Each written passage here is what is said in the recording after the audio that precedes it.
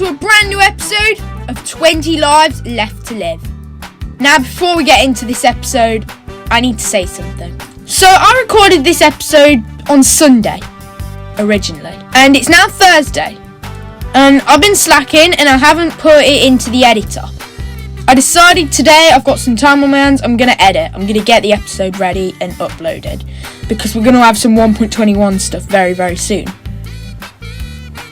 That's when I realised my mic wasn't on.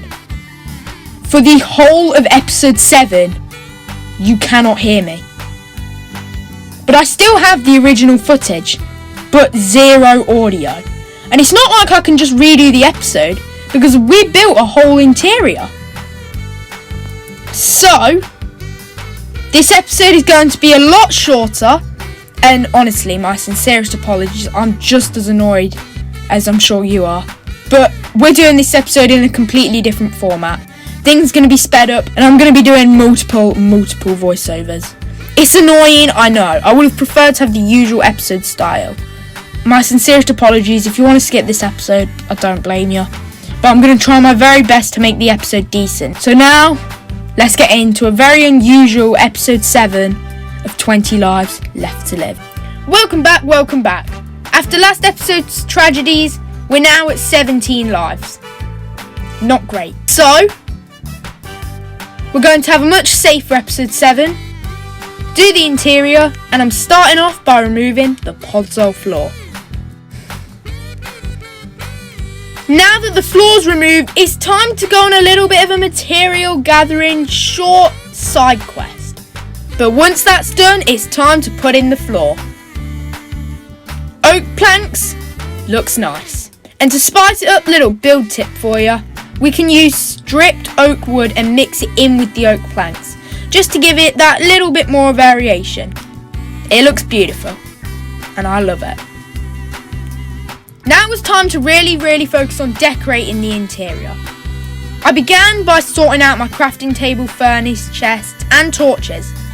We now have the torches looking a whole lot better. They're in some much nicer places on the walls than just scattered around.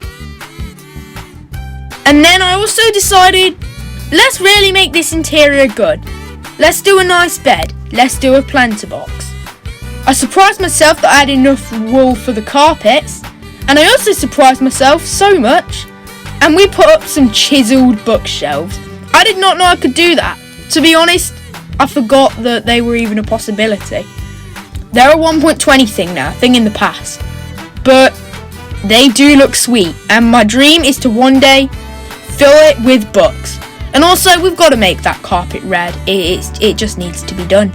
It was time to complete the interior by adding the small finishing touches like some barrels even. With the interior done and dusted, I was so happy and I had some spare time. So I decided it's time to terraform the outside, because terraforming a base is so important to me. Honestly, my base needs to look good or I'm just going to be very annoyed. And I want this world to go down as a nice survival world with a beautiful looking base. So that was exactly what I did. Yeah, it took a little bit of material gathering, but we were able to make some big boulders, surround the house with leaves, add some little bushes around the world, extend the paths, add some slabs as little stairs down, and I loved how it turned out. It was truly a perfect way to conclude the episode. Gamers, thank you so much for watching. I hope you love the new interior. In the next one, we'll do something a little more adventurous.